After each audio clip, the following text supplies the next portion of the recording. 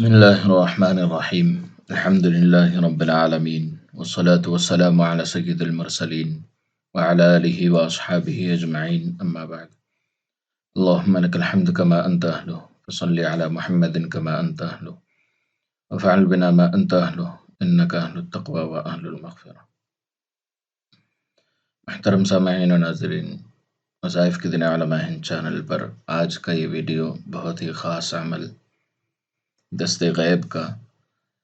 اس عمل کو بہت ہی عظمت حاصل ہے اللہ کی طرف سے۔ یہ عمل ایک عبارت کا، یعنی اسماء الحسنہ کی طرح کی، جس میں اللہ کی تعریف کے ساتھ دعا مانگی جاتی ہے، ایک ایسی عبارت کا عمل ہے۔ یہ عبارت آگے آپ کو سنائی جائے گی، آپ اچھی طرح سن لیں، اس کو یاد کر لیں، اور اس کے عمل کا طریقہ بھی بتایا جائے گا۔ یہ عمل بہت ہی عظیم ہے۔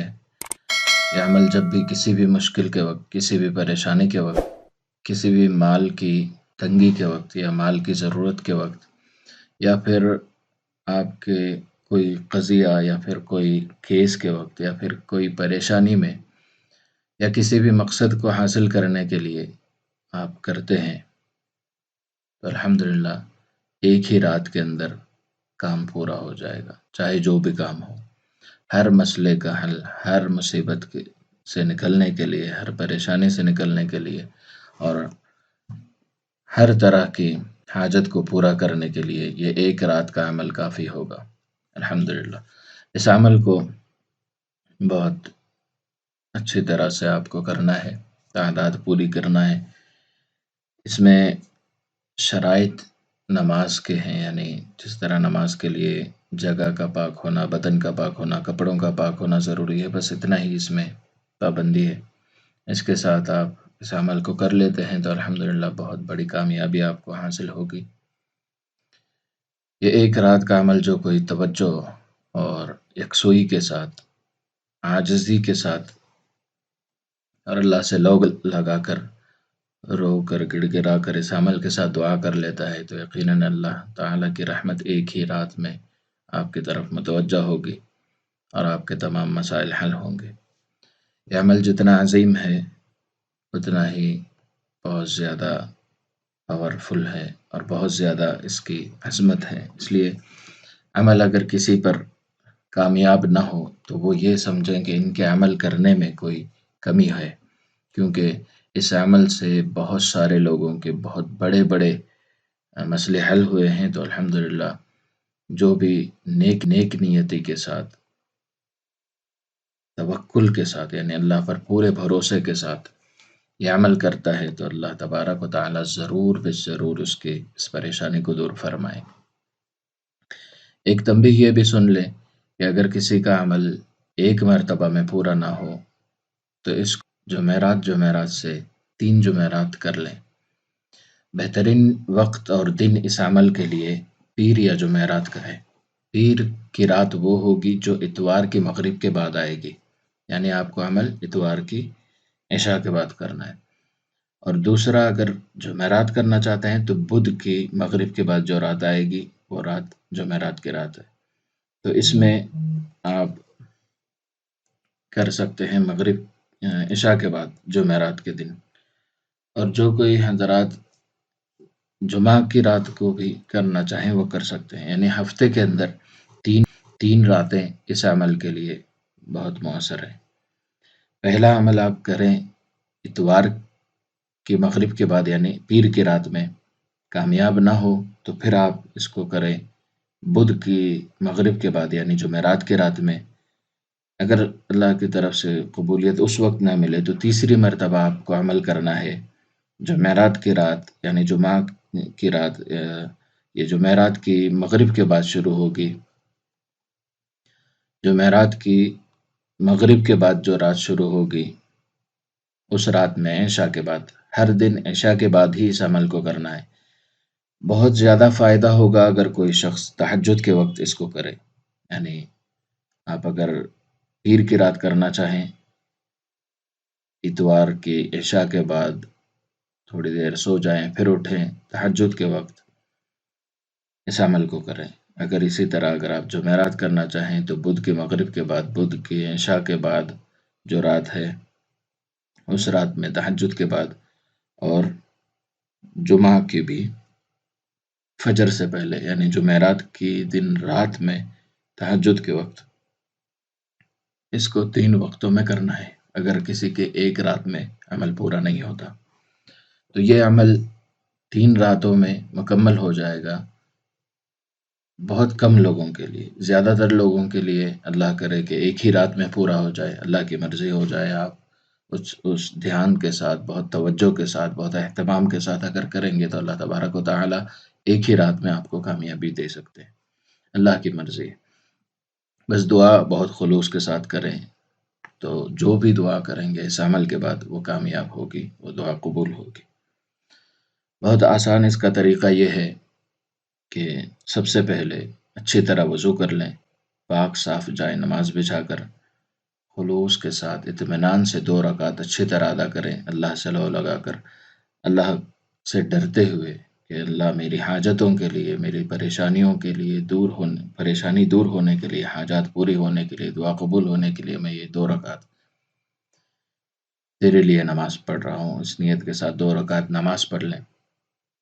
فرض نماز کی طرح یہ 2 رکعت پڑھ لیں، یعنی ہر دونوں رکعتوں میں سورہ فاتحہ کے بعد جو اچھی طرح یاد ہے وہ سورت پڑھ لیں، یا بہتر ہے کہ سورہ یاسین کو آدھا آدھا کر کے دونوں رکعتوں میں پڑھ لیں، یا سورہ مزمل، یا سورہ فتح، یا اس طرح کی کوئی مبارک سورت پڑھ لیں. آپ جو یاد ہو اس سورت کو پڑھ لیں، یا سورۃ الاخلاص بہت سارے لوگوں کو یاد ہوتی ہے. بڑی صورتیں نہ یاد ہوں تو کم سے کم سورۃ الاخلاص پڑھ لیں. سورۃ الفاتحہ کے بعد پہلی رکعت میں آیت الکرسی پڑھ لیں، اور دوسری رکعت میں سورۃ الاخلاص پڑھ لیں. جو صورتیں یاد ہوں اچھی آپ وہ پڑھ لیں. پورا کلام ہی مبارک ہے، مگر مخصوص صورتیں پڑھنے میں زیادہ فائدہ ہے.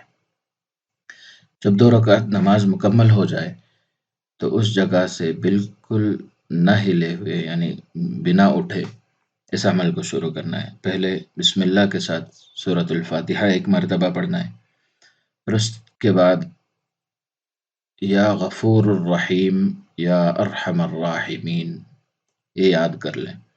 یا غفور الرحیم یا ارحم الراحمین، یا غفور الرحیم یا ارحم الراحمین.